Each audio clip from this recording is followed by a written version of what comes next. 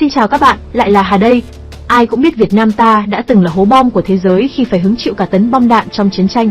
Bộ phim sau đây sẽ cho chúng ta thấy nỗi đau của những người phụ nữ là nạn nhân của cuộc chiến phi nghĩa này. Một cô gái trẻ con một gia đình ở nông thôn Việt Nam đã bị một nhóm lính Mỹ ngang nhiên vào nhà bắt đi đốt lò nướng khoai với chúng. Cô gái phải làm gì để thoát khỏi tình cảnh trớ trêu này? Liệu cô ấy có được tự do sau khi đi cùng nhóm lính về căn cứ quân sự không? Chúng ta hãy cùng khám phá câu chuyện này nhé! Mở đầu phim, một phụ nữ trẻ Việt Nam lên tàu ngay khi sắp rời ga, trong khi cựu chiến binh Mark Eriksen hồi tưởng về quãng thời gian tham gia chiến tranh. Là một cựu chiến binh trong chiến tranh Việt Nam, ông đang ở trên chiếc tàu điện ngầm vào năm 1974. Eriksen trông bối rối khi liếc nhìn cô gái, người gợi cho ông nhớ lại các sự kiện khủng khiếp đã diễn ra khi ông còn tham chiến tại Việt Nam. Tháng 11 năm 1966, Trung úy Riley cầm đầu một nhóm quân đội Hoa Kỳ đang đi tuần tra trong rừng. Anh lính ngáo ngơ Eriksen đã bị lọt vào hố do các thành viên của phe đối lập phục kích. Trung sĩ Tony Mercer đã kéo anh ta lên khỏi địa đạo ngay trước khi kẻ thù có thể tấn công anh ta bên trong hệ thống đường hầm rừng rậm. Mặt Eriksen xanh còn hơn đít nhái. Quả là một trải nghiệm đáng nhớ.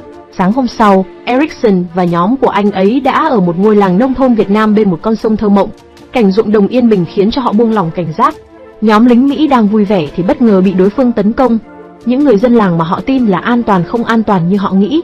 Một số binh sĩ bị thương đã được trực thăng chở đến bệnh viện sau khi quân đội chống lại cuộc tấn công thành công. Sau đó, các binh sĩ được lệnh trở về căn cứ quân sự của họ. Sau khi thấy đồng đội thương vong, các anh còn lại muốn xả xui nhưng không có gan ăn trứng vịt lộn. Bọn họ quyết định đi tìm một nơi vui vẻ hay cái động thiên đường nào đó để xả xú páp. Nhưng người chỉ huy nghiêm khắc của đội không cho phép họ đi thư giãn. Bí quá làm liều, mấy anh lính rủ nhau đến nhà dân tìm một cô gái. Mercer nói với những người lính của mình nhiệm vụ tiếp theo của họ liên quan đến việc bắt cóc một cô gái địa phương. Anh ta khăng khăng rằng họ có sự cho phép của cấp trên và họ được quyền làm thế với cô gái. Eriksen tâm sự với Rowan, người bạn thân nhất của anh, về những băn khoăn của anh. Rowan giải tỏa lo lắng của Eriksen bằng cách nói với anh rằng đó chỉ là một trò đùa mà thôi. Trước mặt gia đình mình, anh bị bắt cóc khỏi làng khi cả đội ập vào. Mẹ cô bé đã khóc và cầu xin những kẻ bắt cóc thả con gái bà ra, nhưng Mercer vẫn hành động như không có chuyện gì xảy ra. Không ai trong làng dám chống lại lính Mỹ vì họ đã từng chứng kiến những vụ bắt bớ kiểu này diễn ra công khai nơi công cộng. Khi Mercer đảm bảo với Eriksen rằng anh ấy sẽ thích dành thời gian vui vẻ với cô gái khi họ mang cô về căn cứ, cả Diaz và Eriksen đều phản đối ý kiến này. Eriksen nói với Mercer rằng anh chỉ thích con trai chứ không khoái cái lò hư hỏng này đâu. Eriksen nói dối vì không muốn tham gia phi vụ tàn nhẫn và vô nhân tính này cùng cấp trên và đồng đội. Mercer đã đặt tính mạng của cả nhóm vào nguy hiểm bằng cách ép mọi người tham gia cuộc tấn công. Bất chấp lời yêu cầu tham gia của mọi người, Eriksen vẫn bình tĩnh trong khi bị các chỉ huy của mình gây sức ép. Bởi vì Diaz không muốn trở thành kẻ bị ruồng bỏ trong số các đồng đội của mình, anh ấy miễn cưỡng đồng ý gia nhập. Đồng đội kề dao vào cổ Eriksen và yêu cầu anh ta ra ngoài canh gác.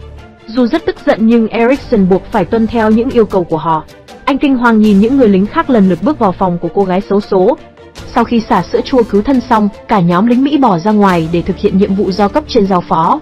Họ phải chiếm lại cây cầu sắt do phe đối lập đang chiếm giữ. Eriksen và Hatcher quyết định quay trở lại căn cứ của mình để thu thập thêm vũ khí và đạn dược. Họ nhận ra cô gái bị thương nặng và mất nước sau khi nhìn thấy cô ấy trong cabin. Cô ấy đã bị bầm tím và yếu vì mất nước. Cô ấy khóc liên tục và hầu như không thể cử động. Họ muốn cứu cô gái nhưng cả hai người đàn ông đều biết rằng quyết định của họ sẽ gây hại nhiều hơn cho cô gái. Cô gái vui mừng khi được anh lính tốt bụng giải cứu. Tuy nhiên, Eriksen lo lắng về việc trở thành một kẻ đào ngũ nếu anh rời tiền đồn mà không có sự cho phép của chỉ huy. Sau một hồi cân nhắc, Eriksen quyết định đưa cô gái đi. Trước khi họ có thể trốn thoát, Clark xuất hiện và cố gắng ngăn cản họ. Cả đội lúc này một mặt phải lo đối phó với những người lính phe bên kia đang xả súng để bảo vệ câu cầu, một mặt phải đối phó với nguy cơ vụ bê bối của họ sẽ bị Eriksen phanh phui. Họ quay súng định bắn Eriksen. Cô gái ho dữ dội, cả bọn lo sợ phe đối lập sẽ phát hiện ra việc một cô gái Việt Nam bị bắt giữ. Cấp trên ra lệnh cho Eriksen trừ khử cô gái để bịt đầu mối nhưng anh ấy từ chối tuân theo mệnh lệnh. Lúc này, một chiếc trực thăng đến, Eriksen đã nã đạn vào kẻ thù để ngăn cản họ. Tuy nhiên, anh ta quá tập trung vào việc chống lại phe địch nên không để ý thấy Clark đâm cô gái nhiều lần. Phe đối lập sau đó bắt đầu bắn vào cây cầu bên sông, khiến mọi người gặp nguy hiểm. Oanh lúc này bị thương nặng, cô cố gắng chạy về phía những người lính Việt Nam để cầu cứu trong nước mắt. Trông cô như thể đã tuyệt vọng lắm rồi. Mercer ra lệnh cho cả đội nổ súng vào cô gái khiến cô ngã xuống khỏi cây cầu và chết trên một vách đá. Giao tranh giữa hai phe nổ ra ác liệt.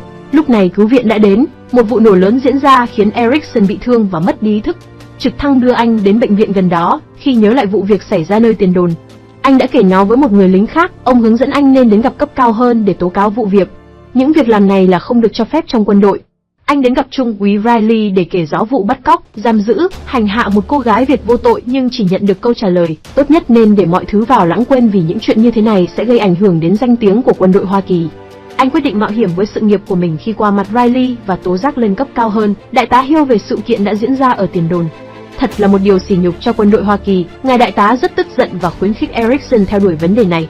Ông cũng cảnh báo anh sẽ gặp rất nhiều rủi ro khi muốn vạch trần câu chuyện xấu xa này của đồng đội. Không biết rằng, Erickson đã báo cho cấp trên vụ việc, Clark tìm cách giết anh để bịt miệng. Anh ta cố gắng giết Erickson bằng lựu đạn.